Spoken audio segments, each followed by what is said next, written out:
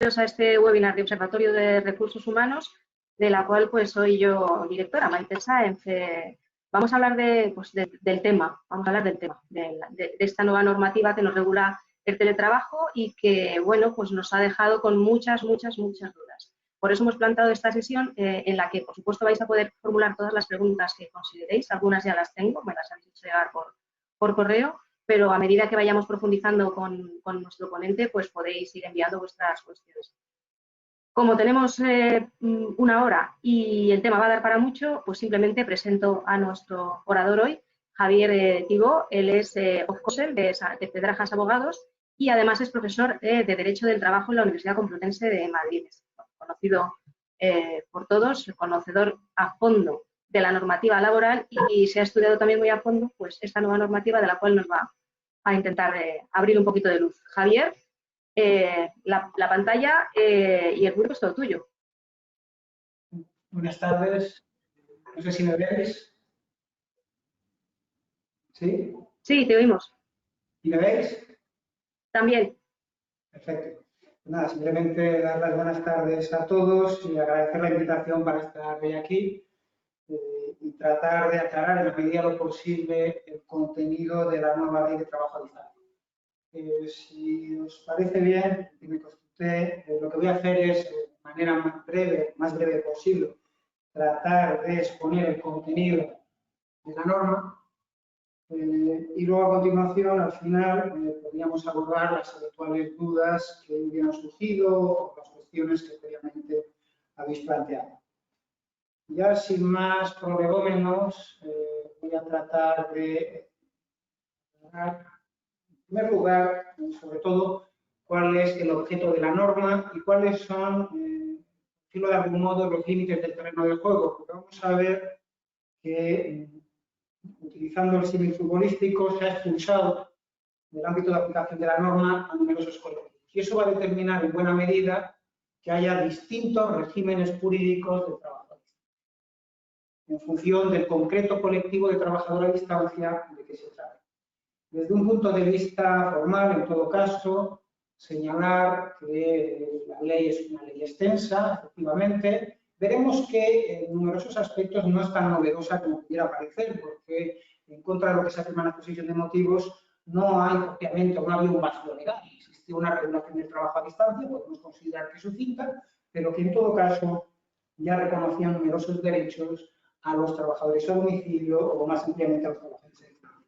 Se trata de 22 artículos, 7 disposiciones adicionales, 4 transitorias, 14 disposiciones finales, entre otras cosas porque se abordan aspectos o cuestiones en esas disposiciones que no necesariamente están vinculadas con el trabajo a distancia, sino con otras cuestiones relativas también a la situación de pandemia que estamos atravesando. Se trata o se divide la norma, se distribuye en 4 capítulos de 8 secciones y precisamente lo que voy a hacer es seguir un poco el orden de esos capítulos en mi exposición. El capítulo 1 lo veremos a continuación, se refiere a las disposiciones generales, el ámbito de aplicación, que es un tema fundamental, pero que sobre todo hay que poner en relación, lo decía antes, con las disposiciones finales y adicionales y transitorias. También se recoge en ese capítulo primero la definición de teletrabajo, trabajo a distancia, y se parte o se establece un principio de igualdad y no discriminación que, digamos así, se desagrega o se concreta en determinados aspectos. Un capítulo segundo, que es probablemente una de las mayores novedades de esta ley, que se refiere al acuerdo de trabajo a distancia y que es particularmente relevante no en sí por el acuerdo, sino por lo que se dice a continuación en el artículo posterior sobre las posibilidades o las vías para modificar el contenido de ese acuerdo, que creo que es probablemente lo más relevante de esta ley. Un tercer capítulo que se refiere a los derechos de los trabajadores y, por último, las facultades empresariales, que se regulan de una manera muy breve. Les decía que lo primero que hay que hacer es determinar el ámbito de aplicación de la norma. Y respecto al ámbito de aplicación de la norma hay que estar en primer lugar al artículo 1, porque en el artículo 1 es donde se establece, perdón, el artículo 5, es donde se establece que esta norma se aplica a aquellos trabajadores en los que se den dos condiciones. Perdón, artículo 1. Trabajadores en los que se den dos condiciones. Les decía, la primera es que tiene que ser un trabajador subordinado, un trabajador sometido al Estatuto de los Trabajadores. Eso significa que queda fuera el trabajo autónomo y los TRAs. El trabajo autónomo y a los trabajadores autónomos, dependientes económicamente, no se les va a aplicar esta ley. Pero tiene que darse una segunda característica para que resulte aplicable la ley. Y es que dice la norma que ese trabajo que se realiza a distancia deberá hacerse con carácter regular. ¿Y qué significa que el trabajo a distancia se realice con carácter regular? Pues la propia norma, y eso sí es de alabar, se ha encargado de concretar qué hay que entender o interpretar por tal regularidad. Y en concreto señala que solo se aplicará esta ley cuando al menos el 30% de la jornada, en un periodo de referencia de 3 meses, se realiza a distancia. Por lo tanto, eso significa que si se trata de su puesto de trabajo a distancia excepcional, puntual, por ejemplo, para atender al hijo durante la situación del COVID, en caso de que se haya establecido que tiene que permanecer confinado, o para atender a un hijo que está enfermo por gripe, pues obviamente parece que ese supuesto no encaja dentro de la ley en la medida en que normalmente esa situación no se va a prolongar durante el tiempo que exige la norma. Del mismo modo que tampoco tendrá encaje dentro de la ley, queda al margen de esta ley, veremos luego cuál es el régimen legal aplicable, los supuestos de teletrabajo que, aunque digámoslo así, se mantienen en el tiempo, no llegan a alcanzar ese porcentaje de jornada. Piensen, por ejemplo, en aquellas empresas que ya al día de la fecha habían pactado que los trabajadores teletrabajasen o trabajasen a distancia un día por semana. Pues bien, si eso es lo que se ha acordado con los trabajadores, por ejemplo, en el acuerdo de empresa o en el convenio colectivo, esos concretos trabajadores quedan al margen de la ley, en la medida en que no se alcanza el 30%. Por lo tanto, este es un primer elemento que hay que valorar a la hora de determinar a quiénes se aplica y a quiénes no la nueva ley de trabajo a distancia. Insisto, tiene que ser trabajo subordinado y al menos el 30% de la prestación se tiene que realizar a distancia. Ahora bien, para, decía, delimitar las líneas del terreno de juego y ver qué jugadores quedan dentro del campo y cuáles fuera, hay que atender también las disposiciones finales y transitorias de la ley, el Real Decreto Ley 28/2020. ¿Por qué? Porque allí observaremos que se ha excluido del ámbito de aplicación de la ley aquellos que en principio estarían afectados a 3 colectivos. Es decir, más allá de aquellos que no alcanzan el 30% de la jornada en régimen de trabajo a distancia, hay otros colectivos a los que tampoco se va a aplicar esta nueva ley. ¿Qué colectivos son esos? Pues en primer lugar, dice la norma que no se aplicará la nueva ley íntegramente. Dice que habrá que estar en principio, lo veremos luego, a la normativa ordinaria, aquellas relaciones de trabajo vigentes y que estuvieran reguladas con anterioridad a la publicación del Real Decreto Ley por un acuerdo o convenio colectivo sobre condiciones de prestación de servicio a distancia. ¿Qué significa? Pues que está dejando fuera del ámbito de aplicación de la ley, en principio, aquellos trabajadores a distancia que lo eran antes de la aprobación del Real Decreto Ley y siempre y cuando, eso sí, condición añadida, en esa empresa haya un convenio o un acuerdo colectivo que establezca las condiciones de prestación del servicio de esos trabajadores. Es decir, siempre y cuando en esas empresas existiera ya un régimen normativo o regulador específico para los trabajadores a distancia. Añade la norma que la ley no se aplicará, eso sí, en tanto se mantenga en vigor el citado acuerdo o convenio colectivo. Contempla además la norma la posibilidad o la eventualidad de que ese acuerdo o convenio colectivo no haya establecido una duración máxima. Para ese caso, lo que dice es que en todo caso la ley será aplicable transcurrido un año desde la publicación del Real Decreto Ley 28/2020. Pero deja a continuación abierta la puerta a la posibilidad de que los negociadores de ese acuerdo o convenio colectivo, para el que no habían fijado una duración determinada, establezcan una duración superior, que eso sí en ningún caso podrá superar los 3 años. ¿Qué significa esto? Pues que los trabajadores a distancia, digamos, de antes de la pandemia, quedan fuera del ámbito de aplicación de la nueva ley. Eso sí, tan solo en la medida en que tuvieran ya un acuerdo o convenio colectivo sobre trabajo a distancia y siempre y cuando no se superen los límites temporales que señalan. A partir del momento en el que decaiga el convenio o acuerdo colectivo, pues se supere el límite de un año, entonces sí resultará aplicable la nueva ley. Ese es un primer colectivo que queda excluido. Un segundo colectivo... Discúlpame, Javier. Sí. Nos piden algunos asistentes que por favor te arrimes un poquito más, te acerques más al micrófono. A ver si ahora sí me oye mejor. Yo creo que sí. Sí, Yo por lo menos sí. Voy a Gracias. Sí, hay 3 colectivos que quedan excluidos del ámbito de aplicación de la ley, al margen de aquellos trabajadores que no alcanzan el 30% de la jornada en modo de trabajo a distancia. El primer colectivo decía que queda excluido del ámbito de aplicación de la ley son los trabajadores a distancia, que lo eran ya antes de la entrada en vigor de la nueva norma, antes de la aplicación de la nueva norma, y siempre y cuando trabajaran, prestaran servicios en empresas que tenían un acuerdo convenio colectivo que ya regía las condiciones de trabajo de los trabajadores a distancia. Esos trabajadores, al menos de momento, se ven excluidos del ámbito de aplicación de la ley. Es una exclusión transitoria. La ley señala que quedan excluidos en tanto se mantenga en vigor el acuerdo convenio colectivo que venía rigiendo sus condiciones de trabajo específicas. Y eso sí, con los límites que decía, contempla también la ley para el caso de que ese acuerdo convenio colectivo no hubiera previsto una duración máxima. Existe un segundo colectivo que también queda excluido del ámbito de aplicación de la ley y son los que vamos a denominar coloquialmente trabajadores a distancia de la pandemia, que son aquellos trabajadores a distancia que lo son como consecuencia de una decisión adoptada por la empresa de acuerdo con lo dispuesto en el artículo 5 del Real Decreto Ley 8/2020, es decir, aquellos supuestos en los que la empresa recurrió al trabajo a distancia antes que suspender los contratos o reducir la jornada en el marco de la situación de emergencia sanitaria, o aquellos supuestos en los que los trabajadores a distancia lo son como consecuencia de una decisión adoptada por la empresa como medida preventiva frente al COVID-19. Es decir, son los que, insisto, coloquialmente podemos considerar los trabajadores a distancia de la pandemia. Y existe un tercer colectivo que también queda excluido de la ley y son los empleados, el personal laboral, al servicio de las administraciones públicas. El personal laboral al servicio de las administraciones públicas también queda excluido del ámbito de aplicación de la ley. Por lo tanto, vemos que son numerosos o importantes los colectivos que en principio quedan al margen de la aplicación inmediata, al menos, de la ley.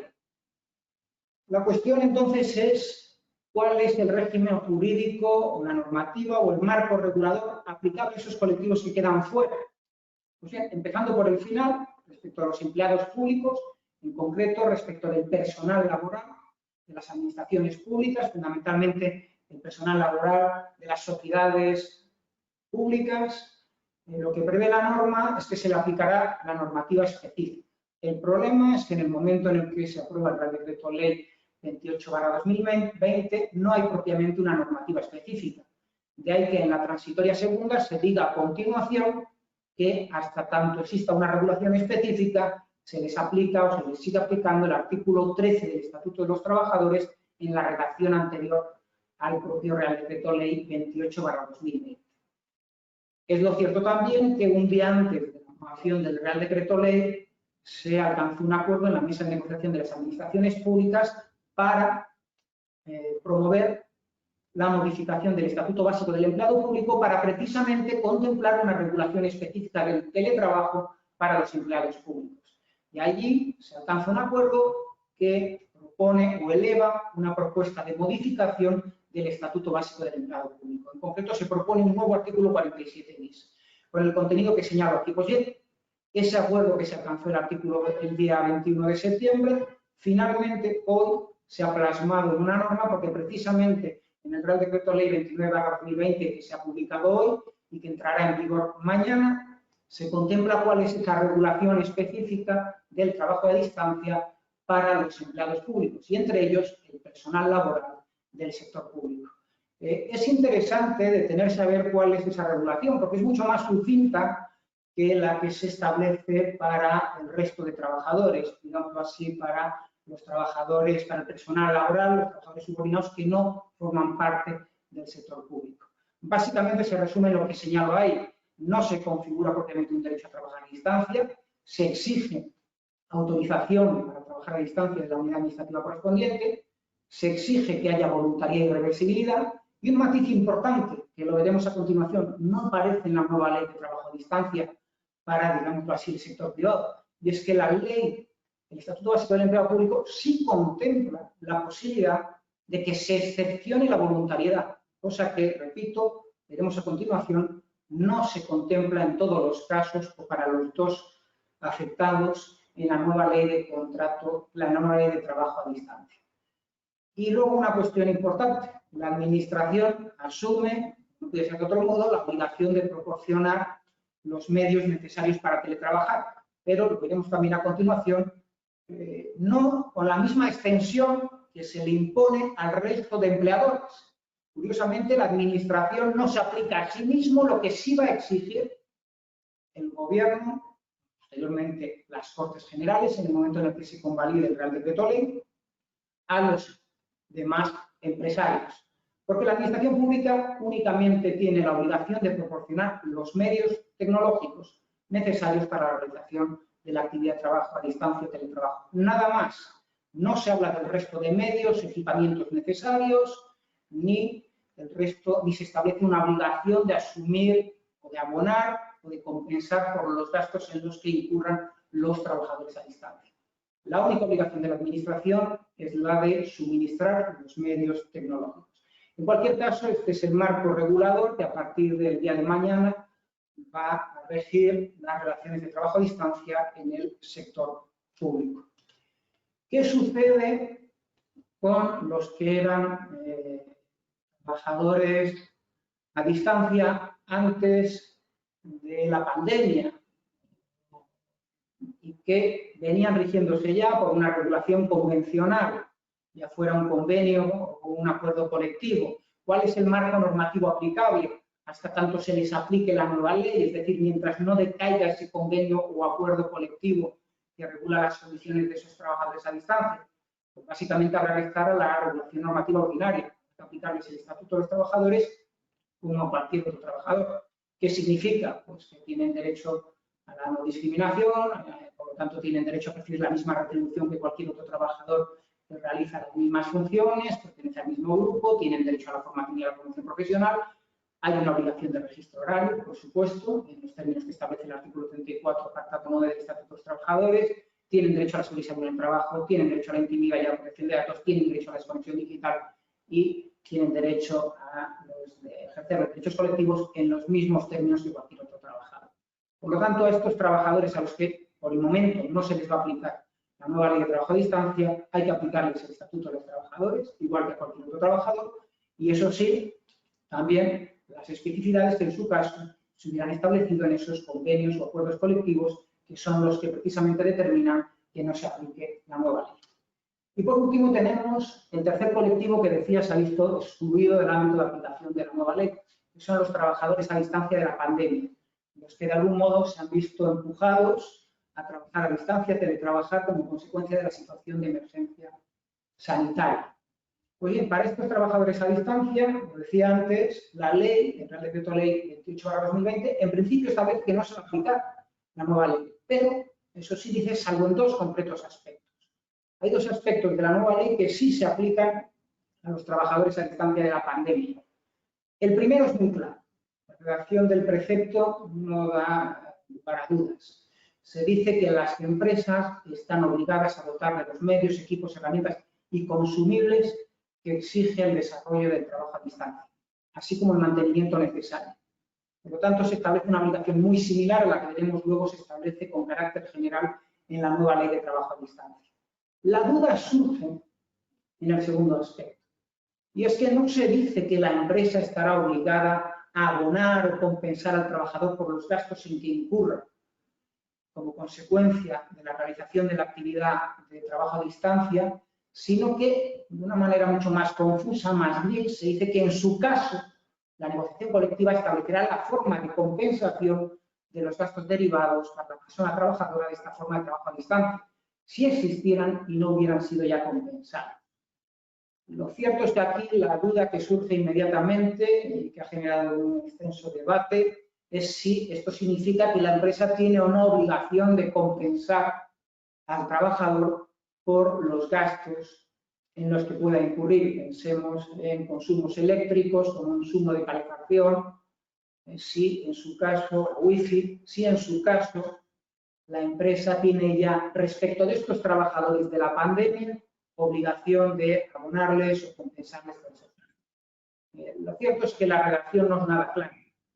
Y podemos defender, por un lado, interpretar que en la medida en que no se ha establecido una obligación de la empresa como tal, no hay voluntad del legislador de establecer o de reconocer ese derecho a los trabajadores, pero también hay quien interpreta que esa llamada a la negociación colectiva, en los términos que se ha hecho, comporta que el trabajador tiene derecho en todo caso a que se le compensen esos gastos, aun cuando nada se diga en la negociación. Insisto, no es una cuestión clara y seguramente va a derivar en conflictividad en las correspondientes demandas judiciales y veremos en qué términos se resuelve. Lo cierto es que a lo largo de la negociación yo sí ha sido uno de los caballos de batalla de las organizaciones empresariales en cuanto a sumarse o no al acuerdo que finalmente se ha plasmado en el Real Decreto Ley. La voluntad o el interés de las organizaciones empresariales era que las empresas no tuvieran obligación al menos de compensar a los trabajadores por los gastos en que hubiera incurrido el trabajador cuando se trate de trabajadores de la pandemia. Eso, al parecer, es lo que se habría acordado informalmente y que se habría plasmado en esta redacción. Pero lo cierto es que, llegado en su caso una demanda y ante un juez, ese compromiso parece que no tendría demasiada validez probatoria a la hora de facilitar la interpretación de la norma, dado que tampoco se dice nada en la exposición de motivos. En todo lo demás, a estos trabajadores de la pandemia hay que aplicarles el Estatuto de los Trabajadores. En todo lo que no sea en concreto referido a la obligación de suministrar esos medios o las dudas que pueda haber sobre la obligación de abonar o compensar por esos gastos, hay que aplicarles el Estatuto de los Trabajadores. Por lo tanto, tienen los mismos derechos que cualquier otro trabajador. Y, por supuesto, entre otros, el derecho a la seguridad y salud en el trabajo, con la única especialidad, eso sí, ya lo saben, como consecuencia de lo dispuesto en el artículo 5 del Real Decreto Ley 8/2020, de que se admite la posibilidad de realizar autoevaluaciones en materia de prevención de riesgos laborales. Hay dos cuestiones, finalmente, que no aborda este Real Decreto Ley, ni abordan los anteriores y que han generado un amplio debate y que todavía pueden seguramente plantear algunos conflictos en las empresas. En la medida en que hemos pasado de la desescalada, parece, a la reescalada, y que posteriormente, cabe esperar, habrá una nueva desescalada. Y son dos cuestiones que no aborda la ley directamente y sobre las que se ha generado también, decía, una importante discusión o debate doctrinal. En algunos casos no solo doctrinal, sino que ha dado pie incluso a alguna demanda por parte de los trabajadores y a la adopción de medidas cautelares por parte de algún juez. Las dos cuestiones que no aborda de manera clara, de manera expresa la norma, es si se puede imponer o no al trabajador el trabajo a distancia durante la situación de emergencia sanitaria que estamos atravesando. Si se puede imponer el trabajo a distancia a un trabajador de la pandemia, insisto, estamos todavía al margen de la ley, de la nueva ley. Y les decía que es una cuestión que no es clara. Si nos atenemos a la regulación anterior, parecía que no. Es algo asentado o era algo asentado que el trabajo a distancia requiere de voluntariedad. De hecho, hay una doctrina del Tribunal Supremo en particular que es muy clara, en el sentido de exigir en todo caso que haya acuerdo con el trabajador. Y lo cierto es que la legislación de excepción, esta cascada de reales decretos ley que se han sucedido desde el mes de marzo, en ningún momento han establecido expresamente que se excepcione la exigencia de voluntariedad. Es verdad que se da carácter preferente al trabajo a distancia frente al trabajo presencial, pero solo se da carácter preferente. No se establece en ningún momento, por ejemplo, que el trabajo a distancia sea obligatorio frente al trabajo presencial. Y además se dice que siempre y cuando no haya impedimentos técnicos o de otro tipo. Bien, podría llegar a considerarse un impedimento, es precisamente la negativa del trabajador a trabajar a distancia. Insisto, no es una cuestión que esté clara en la norma, ni mucho menos. La doctrina está dividida. Lo que sucede es que probablemente es un debate estéril, por una razón, porque si el trabajador se niega, ¿cuál sería la consecuencia? Probablemente la suspensión del contrato de trabajo con el consiguiente perjuicio económico para el trabajador, que es lo que hace que en último término este debate sea estéril. Porque hay que entender que ningún trabajador va a renunciar a una parte de su salario simplemente por el hecho de no poner a disposición el domicilio. Lo que sí es más relevante probablemente y que tampoco aborda la situación de la pandemia, esta sucesión de reales decretos ley que se han producido, es si se puede imponer el retorno al trabajo presencial mientras no se haya superado la situación de emergencia sanitaria. Y bien, lo cierto es que con la ley en la mano no parece que exista un derecho de los trabajadores al trabajo a distancia con carácter general. Insisto, la ley no ha llegado a imponer en ningún caso que el trabajo a distancia sea preferente frente al trabajo presencial. No ha establecido el carácter obligatorio del trabajo a distancia. Se puede seguir recurriendo al trabajo presencial. Prueba de ello es que entre las excepciones a las limitaciones a la movilidad se recogía precisamente la posibilidad de desplazarse al trabajo. Cosa distinta, eso sí, es que el empresario estará en todo caso obligado a garantizar la seguridad y salud de los trabajadores en las dependencias de la empresa. Por lo tanto, tendrá que cumplir con lo que ha dispuesto el Ministerio de Sanidad. Y si no fuera posible garantizar la seguridad y salud de los trabajadores, entonces sí, la empresa tendría que recurrir al trabajo a distancia. Por tanto, que esa es también una medida, digámoslo así, preventiva o de reacción frente al COVID-19 para evitar contagios frente al COVID-19. Pero insisto, única y exclusivamente en la medida en que, mediante el resto de medidas que se contemplan en la guía que elaboró el Ministerio de Sanidad, no sea posible conjurar o reducir el riesgo de contagio en las dependencias de la empresa. Y por último, en relación con esta cuestión, señalar también que aun cuando la empresa puede imponer al trabajador el retorno a las dependencias de la empresa, lo que sí podría a continuación el trabajador hacer, solicitar, es que volver a trabajar a distancia sobre la base de las previsiones contenidas en el plan Me Cuida, es decir, podría reclamar o exigir seguir trabajando a distancia por razones de cuidado de familiares vinculados al COVID-19 o incluso sobre la base de lo dispuesto en el artículo 34.8 del Estatuto de los Trabajadores. Ahora sí, una vez que tenemos claro quién se aplica la nueva ley, paso a analizar el contenido de la misma. Y lo primero destacable de esta ley es que se basa en dos principios, el principio de voluntariedad y el principio de reversibilidad. ¿Qué significa? Pues que el trabajo a distancia se configura como voluntario para la empresa y el trabajador. Eso significa, desde la perspectiva empresarial, que no se le puede imponer al trabajador el trabajo a distancia. No se puede recurrir a la modificación sustancial de condiciones de trabajo. Ya lo dijo en su día el Tribunal Supremo, era una cuestión que parecía clara, ya con la anterior normativa, ya el artículo 13 del Estatuto de los Trabajadores exigía un acuerdo, y en esos términos se manifiesta también el acuerdo europeo, el acuerdo marco europeo sobre trabajo a distancia, pero ahora, de manera expresa, de manera clara, lo señala el legislador. No se puede imponer al trabajador el trabajo a distancia.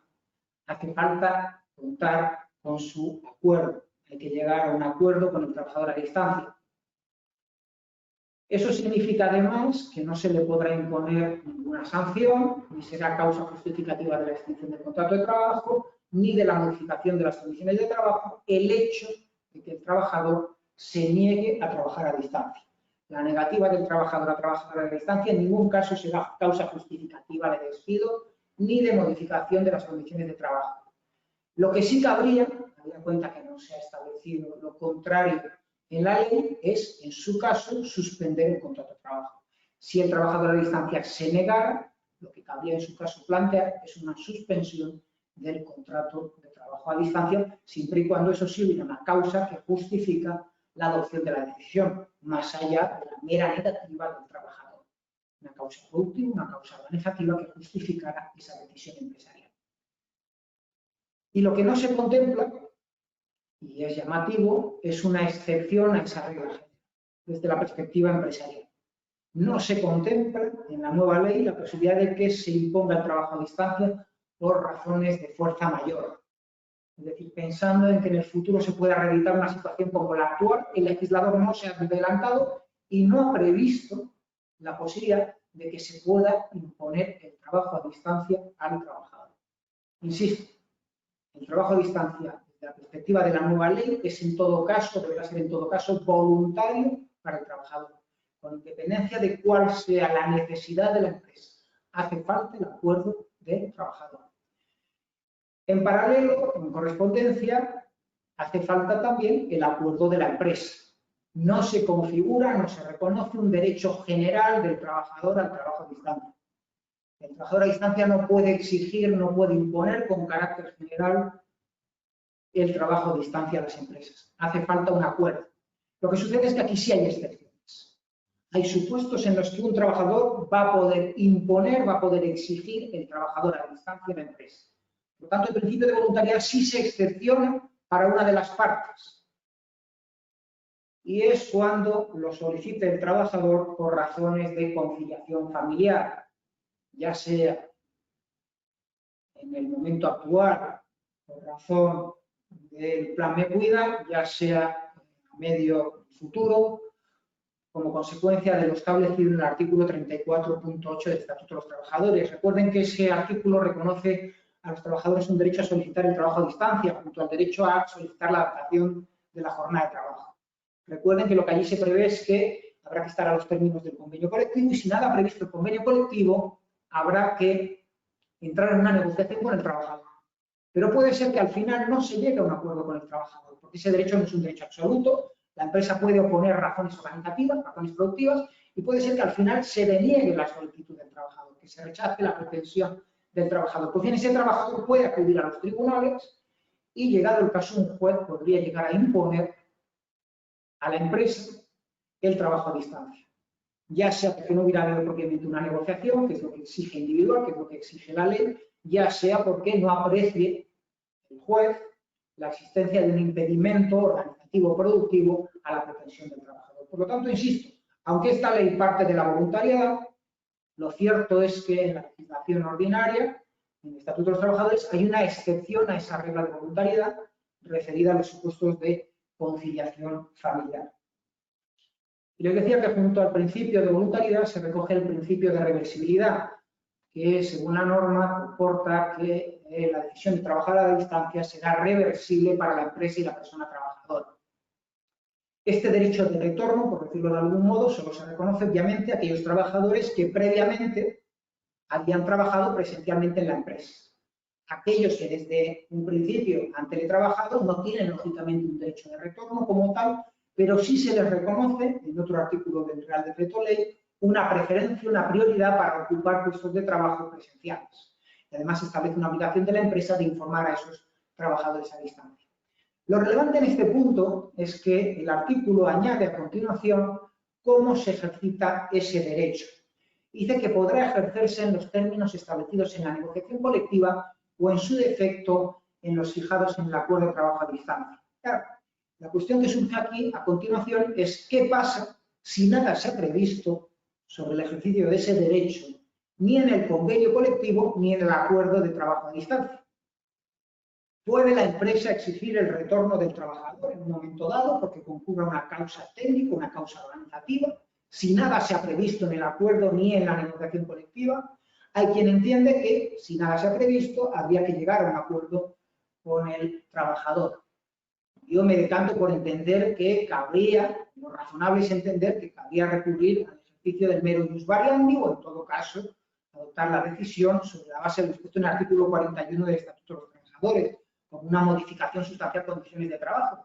Pero insisto, no sé si es una interpretación voluntarista, pero simplemente me guío por el sentido común. Y es que de lo contrario nos encontramos con que una empresa sí puede imponer a un trabajador desplazarse a trabajar a 500 kilómetros, la base del artículo 40, porque haya razones organizativas o productivas, pero no podría exigirle que volviera a las dependencias de la empresa en la misma localidad sobre la base de las mismas razones.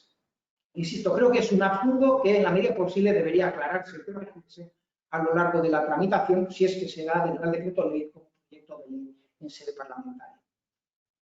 En todo caso, para conjurar, para evitar ese riesgo que les señalaba, mi consejo particular es que se contemple este concreto aspecto en los acuerdos de trabajo a distancia. Es fundamental que en el propio acuerdo se contemple la posibilidad de desistimiento o bien en unos supuestos determinados o con carácter general, que se reserve a la empresa la posibilidad en cualquier momento de desistir del acuerdo. Y así, en cierto modo, recupera esa capacidad de gestión que del otro modo puede ser que se vea muy limitada. Eso sí, con la obligación, lo veremos a continuación, de preavisar con una antelación determinada. A continuación, la ley regula lo que denomina obligaciones formales y que fundamentalmente se sustancia en una obligación de realizar un acuerdo de trabajo a distancia por escrito. Y además, lo más relevante, con un contenido mínimo, porque ya existía desde esta ley la obligación de realizar el trabajo a distancia por escrito. Además, existe una obligación de proveer a los trabajadores en general de determinada información, también por escrito. Aquí la novedad está, lo veremos a continuación, en el contenido mínimo de ese acuerdo. Se dice que ese acuerdo puede incorporarse en el contrato inicial o realizarse en un momento posterior, pero que en todo caso el acuerdo deberá realizarse por escrito y con anterioridad a que se inicie la prestación de trabajo a distancia. Se indica también que se tiene que entregar una copia a la representación legal de los trabajadores en un plazo no superior a 10 días y que se tendrá que enviar también una copia a la oficina de empleo. Es decir, en términos muy similares a lo que ya se contempla para el contrato de trabajo cuando se celebra por escrito. Es interesante, importante señalar que en esa disposición transitoria se contempla que la empresa dispone de 3 meses para formalizar o adoptar el acuerdo individual de trabajo desde que el Real Decreto Ley 28/2020 resulte de aplicación. Por lo tanto, aquí va a haber que distinguir en función del colectivo. Si son trabajadores de antes de la pandemia, pues habrá que esperar a que la ley, a que el Real Decreto Ley les resulte aplicable y entonces se tendrá que formalizar por escrito ese acuerdo. Si son trabajadores a distancia que no están excluidos, que no forman parte de los colectivos que están excepcionados, tendrá que contarse esos 3 meses a partir de la fecha de entrada en vigor, de fecha de publicación, al día siguiente de la fecha de publicación, perdón, de los 20 días, porque si no recuerdo mal, son 20 días de la entrada en vigor del Real Decreto Ley 28/2020. Y por último, se ha modificado la LISOS para establecer que no formalizar por escrito dicho acuerdo constituye una infracción administrativa grave. Les decía que es relevante, lo más relevante probablemente, y se lo digo por lo que viene a continuación, es el contenido mínimo de ese acuerdo. Sin duda, se puede explicar por las particularidades de esta forma de prestación el detalle con que el legislador señala cuál deba ser el contenido de ese acuerdo. Pero les llamo la atención sobre las limitaciones a la gestión del trabajo de los trabajadores a distancia que el contenido mínimo de este acuerdo comporta para las empresas como consecuencia de lo que diré a continuación. En todo caso, pueden comprobar, lo que aquí se establece en la ley es que deberá constar el inventario de los medios a utilizar, la enumeración de los gastos, la forma de compensarlo, el momento de pago. Algo muy relevante, por lo que les voy a decir a continuación, tiene que constar el horario de la persona trabajadora y también cuáles sean las franjas de disponibilidad del trabajador. También es muy relevante, por lo que les diré a continuación, que tiene que constar el porcentaje de trabajo presencial y de trabajo a distancia, así como la distribución. También tiene que constar el centro de trabajo al que queda adscrito el trabajador y en el que realizará la parte de jornada de trabajo presencial. Tiene que constar el lugar del trabajo a distancia, entendemos que es su domicilio normalmente, la duración del periodo del plazo de preaviso para el ejercicio de las situaciones de reversibilidad. Aquí, insisto, sería conveniente no solo contemplar el plazo, sino también en qué circunstancias se puede la empresa, puede el trabajador revertir la situación.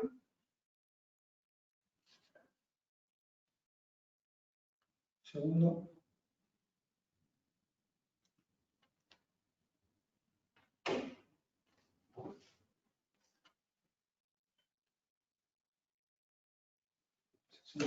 Un segundo, porque pone que se va a apagar la televisión.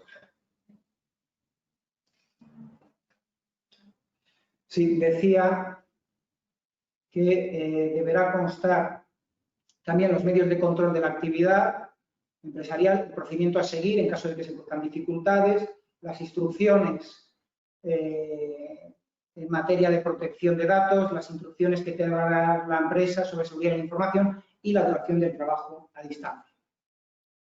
Con todo, les decía, lo más relevante en este punto es que a continuación, el artículo siguiente establece, estamos hablando del principio de reversibilidad, pero estamos hablando del contenido del acuerdo de trabajo a distancia. Veíamos que era particularmente detallado ese contenido mínimo que se establece ahora en la ley. Y el problema de ese detalle es que el Real Decreto Ley 28/2020 prevé, dispone, que la modificación de las condiciones establecidas en ese acuerdo tendrá que hacerse por acuerdo con el trabajador. ¿Qué significa? Que si hemos fijado un horario porque nos lo impone la ley y se refleja en ese acuerdo, posteriormente, para modificarlo, hará falta acuerdo con el trabajador.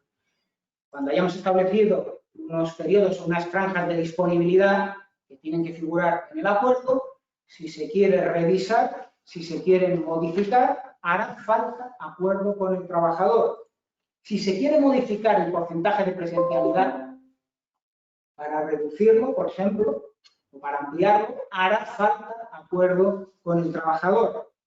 Si se quiere modificar el centro de trabajo al que está adscrito el trabajador, hace falta acuerdo con el trabajador. ¿Qué significa todo esto? Que se ha limitado de una manera sustancial la capacidad de gestión, el poder de dirección del empresario. Paradójicamente, este trabajador a distancia al final resulta ser más rígido para la empresa que un trabajador presencial. Tal y como está redactado el artículo, lo que figura en ese acuerdo de trabajo a distancia queda blindado y solo se podrá modificar si se cuenta con el acuerdo del trabajador. No cabe ya el ejercicio del ius variandi para modificar su horario. No cabe recurrir a la modificación sustancial de condiciones de trabajo. Por lo tanto, estamos ante una limitación al poder de dirección que va más allá de la que se establece con carácter general para los trabajadores. A los trabajadores presenciales se les puede modificar el horario por la vía del medio ius variandi o una modificación sustancial de condiciones de trabajo. En cambio, a un trabajador a distancia no se le podrá revisar o modificar si no se cuenta con su acuerdo. Por lo tanto, creo que esta es probablemente una de las mayores novedades de la ley y son las enormes restricciones que se establecen en cuanto a la posibilidad de revisar las condiciones de trabajo, que van mucho más allá de las que se contemplan en el Estatuto de los Trabajadores para el resto de trabajadores. En este caso, el poder de dirección del empresario se ve enormemente limitado.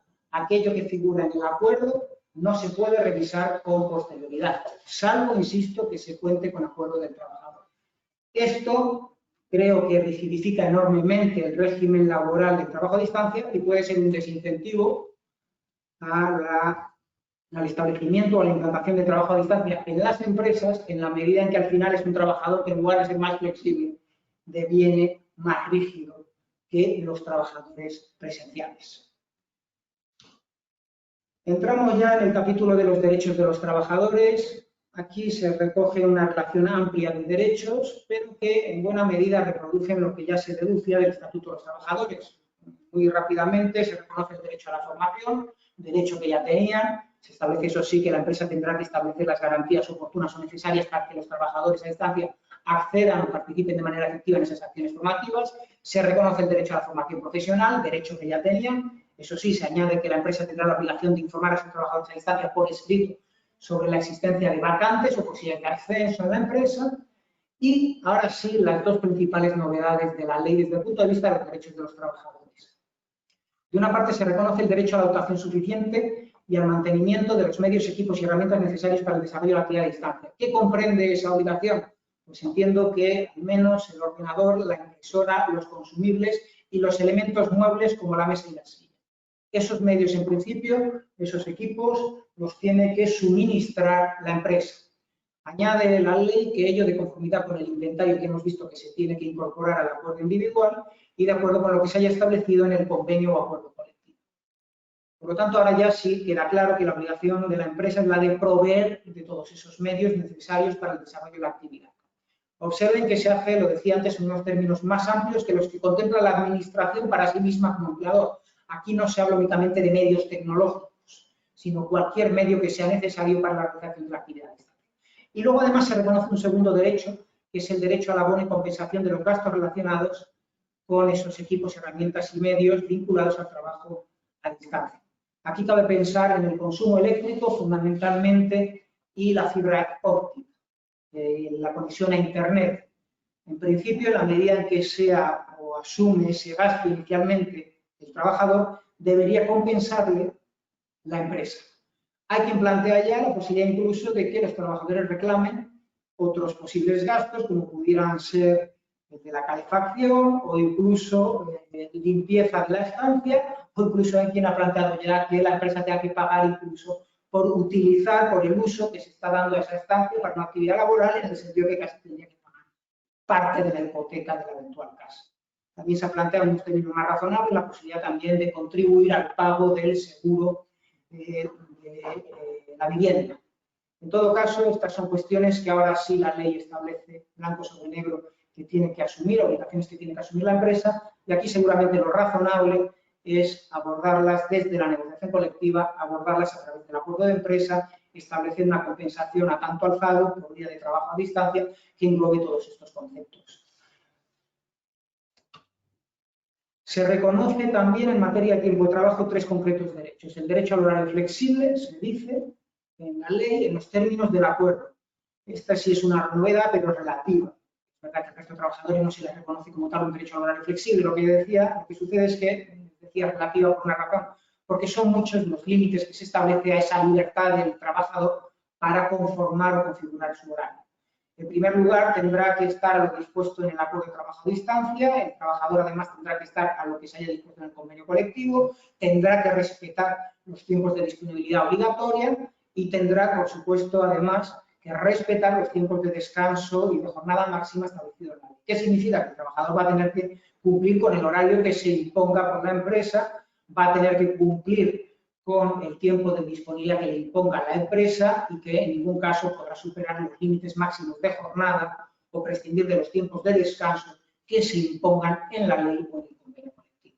En segundo lugar, se reconoce el derecho al registro horario en unos términos muy parecidos a los del artículo 34.9 del Estatuto de los Trabajadores, porque este es un precepto que sí se ha descafeinado a lo largo de la negociación de la ley como consecuencia del proceso de diálogo social. Inicialmente se preveía que deberían registrarse otros muchos aspectos, entre ellos los tiempos en los que se interrumpe la prestación, el trabajo, las pausas que se realizan. También se debería registrar, según se planteó inicialmente, los tiempos que se dedicaban a la realización de tareas que estuvieran directamente conectadas con la prestación de servicio a distancia y demás.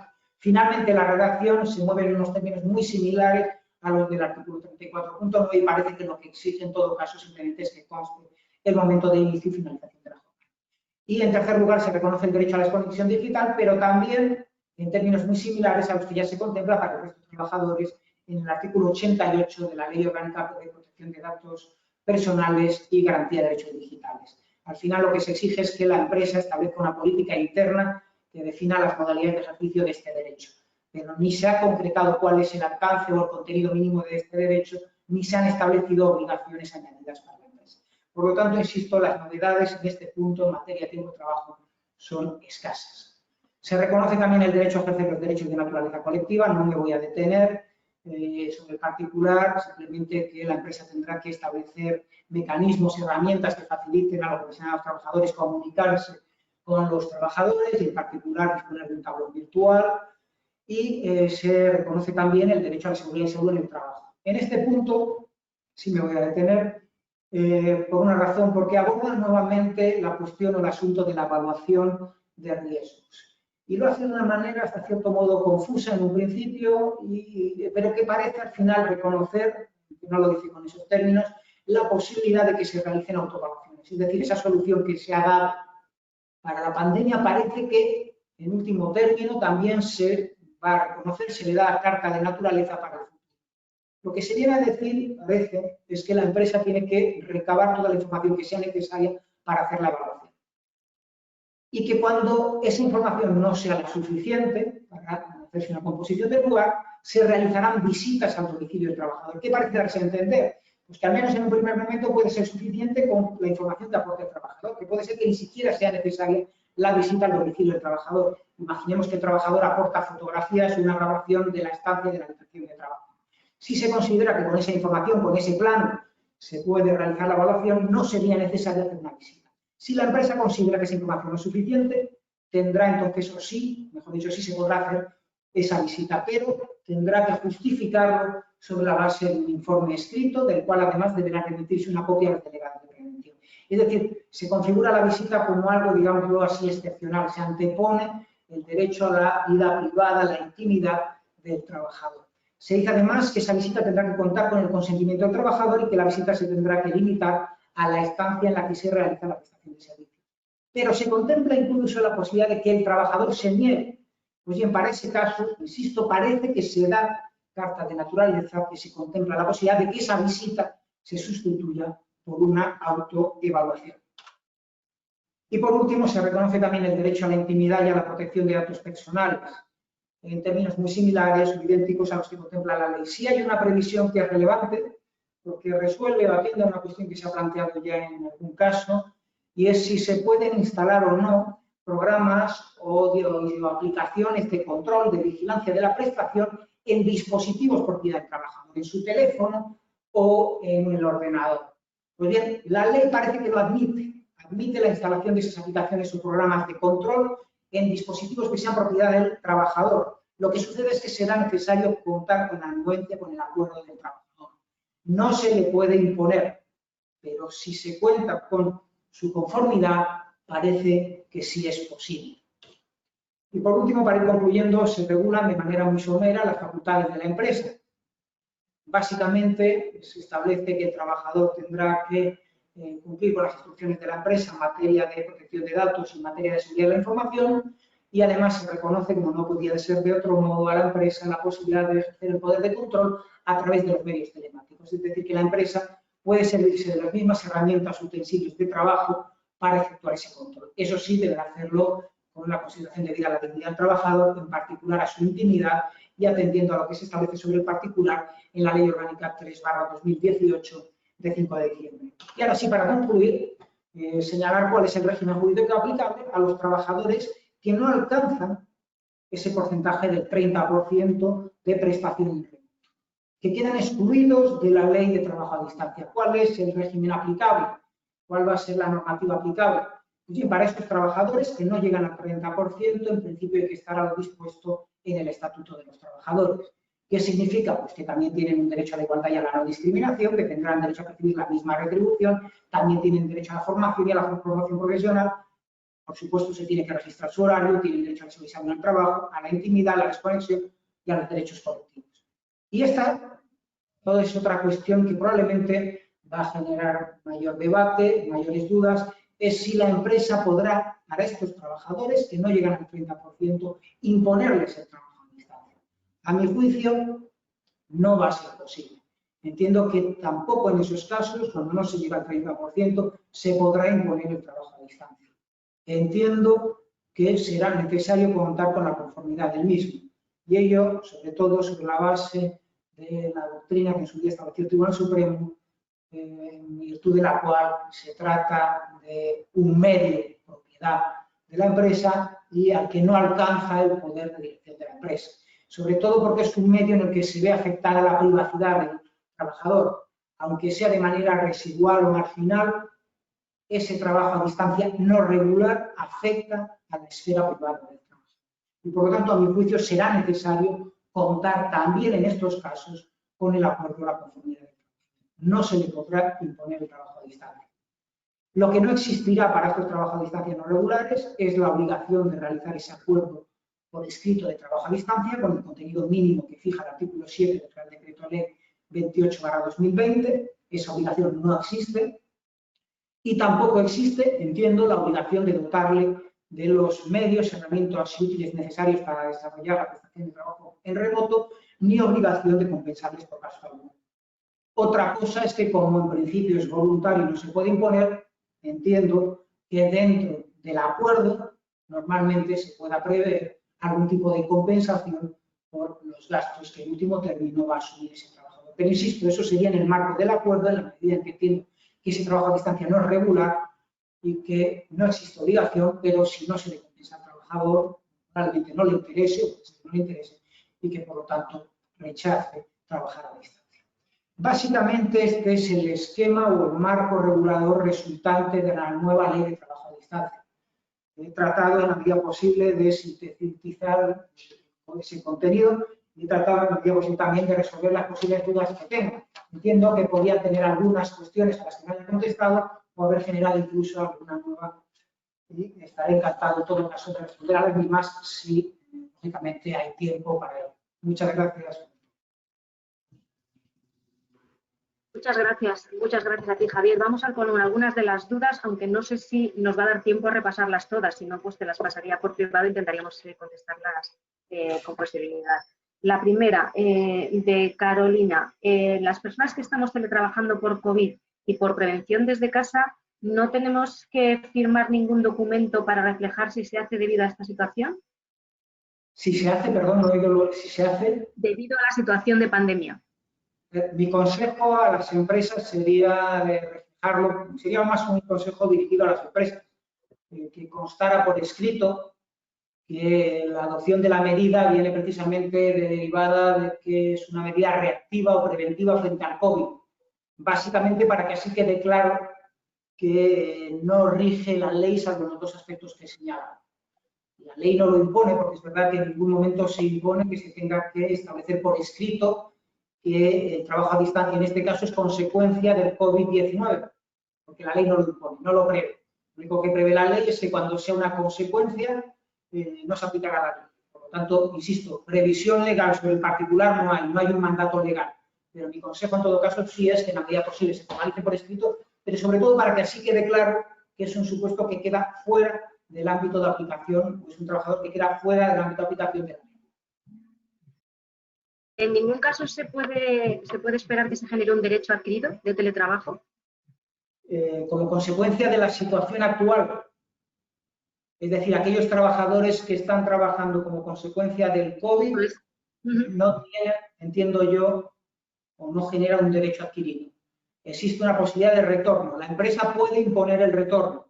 Es una situación excepcional y en la medida en que se supere la situación de emergencia sanitaria, la empresa puede imponer el retorno al trabajo presencial. No hay un derecho adquirido. De hecho, puede imponerlo, entiendo yo, ya en el momento actual, siempre y cuando garantice la seguridad y salud de los trabajadores en las dependencias de la empresa. Otra cosa es que un trabajador pueda solicitar seguir trabajando a distancia si la empresa le exige el retorno sobre la base de lo dispuesto en el Real Decreto Ley 8/2020, es decir, sobre la base del plan de cuida, o que ese trabajador pueda solicitar trabajar a distancia por razones de conciliación. Esa posibilidad la va a tener siempre. Pero insisto, si no hay razones de conciliación, la empresa puede exigir el retorno a la situación anterior y no hay como tal un derecho adquirido. De acuerdo. Siguiente pregunta. ¿Se establece un límite temporal o alguna circunstancia que haga decaer la excepción relativa a los teletrabajadores del COVID? No he entendido. ¿Existe? Dice, ¿se establece un límite temporal o alguna circunstancia que haga decaer la excepción relativa a los teletrabajadores del COVID? No, lo cierto es que no. Como tal, no hay una limitación temporal. Probablemente habrá que vincularlo o se podría vincular a la extensión de la previsión relativa a la preferencia del trabajo a distancia frente a los ERTES, es decir, a la vigencia, se podría vincular probablemente indirectamente a la vigencia del artículo 5 del Real Decreto Ley 8/2020, es decir, mientras se prorrogan los ERTES, en tanto que se prorrogan los ERTES y se mantienen los ERTES en las condiciones previstas en el Real Decreto Ley 8/2020 y los Reales Decretos Ley que le han sucedido, y dado que el trabajo a distancia tiene carácter preferente, podemos entender que en esa situación, en ese contexto, se mantiene la condición de trabajador a distancia por razón del COVID. O también mientras se mantenga el plan Me Cuida, que ahora ya se ha extendido hasta el 31 de enero del 2021, hay que entender que seguirá habiendo trabajadores a distancia por razón del COVID o de la emergencia. Por lo tanto, como mínimo, entiendo yo que se puede sostener que se sigue siendo trabajador a distancia al menos hasta el 21 de enero de 2020. Pero seguramente esta previsión puede ser, o entiendo es probable que se prorrogue más allá del 31 de enero de 2020 en la medida en que la situación de reescalada que estamos viviendo se extienda más allá de esas fechas. Respecto a los medios necesarios para trabajar, ¿qué se entiende por medio? Además de los informáticos suficientes, el ordenador, la impresora, en el caso de que haga falta, ¿los consumibles también entran? ¿Puede un trabajador solicitar mobiliario como silla, mesa, lámpara? Respecto de qué trabajadores, no sé si lo he oído al principio, no. No, te decía, la pregunta es que en cuanto a lo que se pueda entender como medios necesarios para teletrabajar, pues entendemos que es el ordenador, la impresora en el caso de que haga falta, pero también preguntan si los consumibles son parte de esos gastos y si además el trabajador puede pedir una mesa y una silla, por ejemplo. Entiendo que sí, porque cuando se regula el contenido del acuerdo, el contenido mínimo, en el artículo 7 se regula el contenido mínimo del acuerdo individual, se refiere a los bienes, en concreto se dice en el artículo 7, yo creo que es a la luz de la cual hay que leer la obligación, se dice elementos muebles, se dice medios, equipos y herramientas, además de los consumibles y elementos muebles, así como la vida útil o periodo máximo de renovación de esto. Yo entiendo que se está dando cabida no solo al ordenador y a la impresora, sino también, por supuesto, al tóner o a la mesa y la silla. Yo creo que todo eso ya tiene cabida dentro de la obligación que tiene ahora la empresa de proveer de los medios, equipos y herramientas necesarios para el desarrollo de la actividad. Y entre otras razones también por lo que decía antes, porque debemos hacer una lectura comparativa con lo que se ha dispuesto para la administración pública. La administración pública ha dicho que solo tiene obligación de proveer de los medios tecnológicos. Sin embargo, la Ley de Contrato de Trabajo a Distancia parece que contempla una obligación que va más allá de los medios tecnológicos y que incluiría, por tanto, también la mesa y la silla, que es por lo que se pregunta. Cuando hablas de que se puede imponer el trabajo a distancia, María José quiere saber si se puede, a su vez, la empresa puede obligar a retornar al puesto de trabajo si garantiza todas las medidas de seguridad. Yo entiendo que el empleado se puede negar. A ver, entiendo que la empresa puede imponerlo siempre y cuando garantice la seguridad y salud en las dependencias de la empresa. Por lo tanto, tendrá que cumplir con lo que dispongan los servicios de prevención, cumplir con la guía del Ministerio de Sanidad, establecer los equipos de protección individual adecuados, establecer la distancia de seguridad, los trabajadores tendrán que ir con mascarilla. Entiendo que ya en la situación actual se puede imponer, desde que se produce la desescalada, incluso antes se puede imponer el retorno a los trabajadores al trabajo presencial. Entiendo que es conforme a la ley. Insisto, la ley no ha antepuesto en ningún momento el trabajo a distancia al trabajo presencial. Lo que ha antepuesto la ley es el trabajo a distancia a los ERTES, pero es otra cuestión distinta. Pero entre trabajo a distancia y trabajo presencial, la ley no establece una prioridad o preferencia. Lo que sí exige la ley, eso sí, en todo caso, es que se garantice la seguridad y salud de los trabajadores. Por lo tanto, si se garantiza la seguridad y salud de los trabajadores, a mi juicio se puede imponer el retorno a las dependencias de la empresa. Si no se garantiza, en función de esas otras medidas, entonces sí que la empresa lo que tendrá es que adoptar como medida preventiva el trabajo a distancia. Pero insisto, solo en la medida en que no se pueda garantizar en las dependencias de la empresa la distancia de seguridad y el resto de previsiones que ha dispuesto el Ministerio de Sanidad que tienen que cumplirse en los centros de trabajo. De acuerdo. A ver, esta la leo porque es un poco larga. El procedimiento de nueva creación del artículo 138 bis, ¿cuándo aplicaría? Si el acuerdo es voluntario para ambas partes, ¿qué situación puede derivar en reclamación? Si fuera relacionado con el artículo 34.8 del Estatuto de los Trabajadores, ¿sería de aplicación el procedimiento del artículo 139 del LRJS? Esta respuesta requiere ya de más extensión. Esta la podría contestar por escrito. Sí. Vale, de acuerdo. Yo también creo, porque es compleja. Y además A ver, siguiente pregunta. Para las empresas que una vez entra en vigor el Real Decreto Ley se rijan por la disposición transitoria tercera, ¿también tendrían 3 meses para formalizar los acuerdos con los trabajadores o al regirse la relación laboral por el Estatuto regirá otro plazo? A ver, la disposición transitoria tercera se refiere en concreto a los que hemos llamado trabajadores a distancia de la pandemia. Aquí lo que se dice es que mientras se mantengan en esa situación, les sigue aplicando la normativa laboral ordinaria. Y la única especialidad que se establece es la obligación de dotarles de los medios y de compensarles, en los términos confusos que he señalado antes, eventualmente de los gastos. A mi juicio, respecto de estos trabajadores, no existe obligación, insisto, esa es mi interpretación, de celebrar el acuerdo individual de trabajo por escrito, mientras sean trabajadores de la pandemia.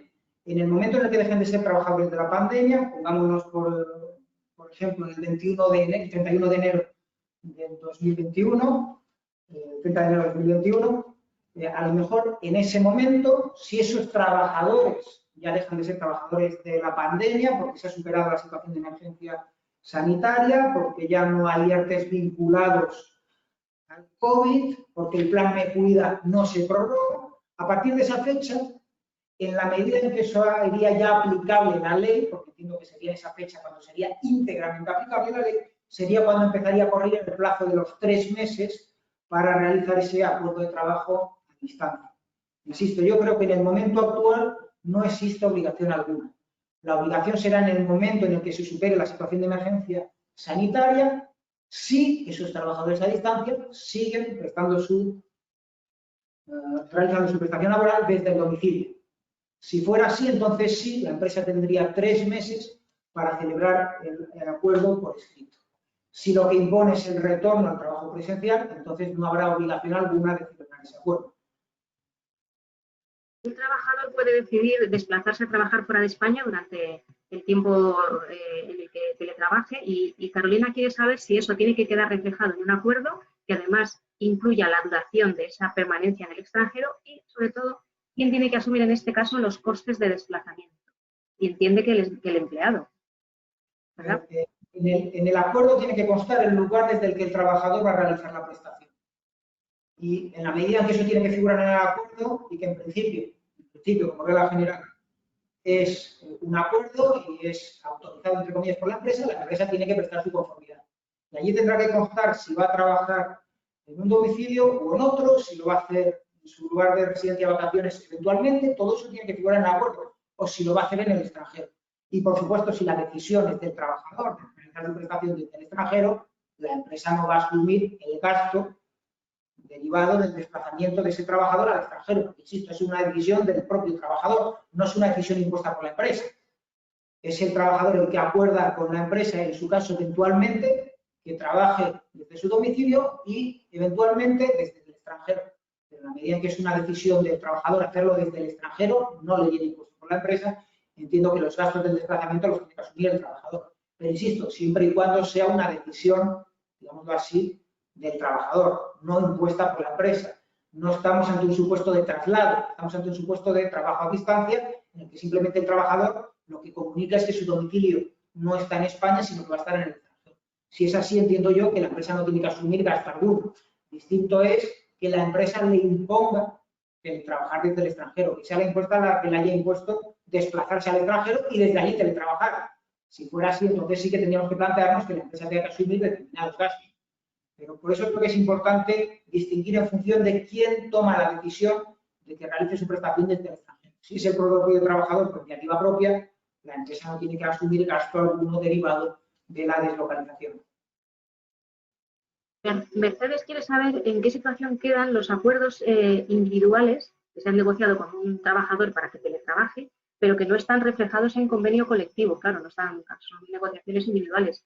Dice, ¿se le tiene que seguir manteniendo este teletrabajo en el marco del Estatuto de los Trabajadores o hay que aplicarle el nuevo Real Decreto?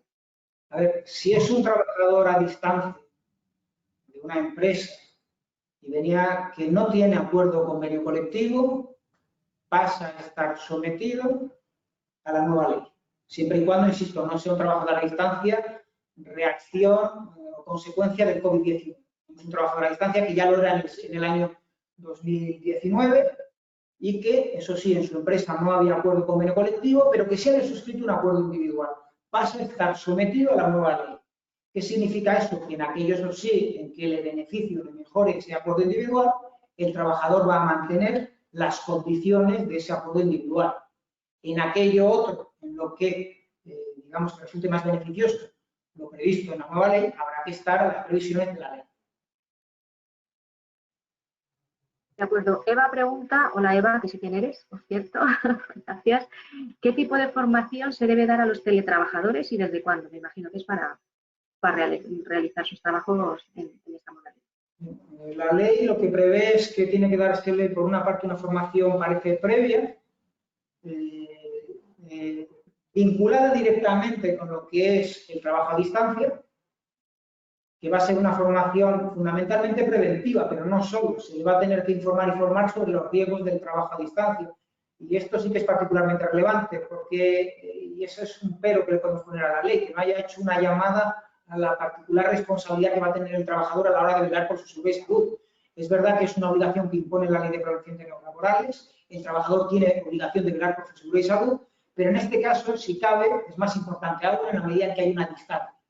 Muy bien, partiendo de esa circunstancia, es fundamental que para que ese trabajador pueda velar por su seguridad y salud se le haya informado y formado previamente sobre los riesgos y las medidas de protección inherentes al trabajo a distancia, fundamentalmente vinculados a los temas de organización, por supuesto económicos, pero también organizativos y psicosociales.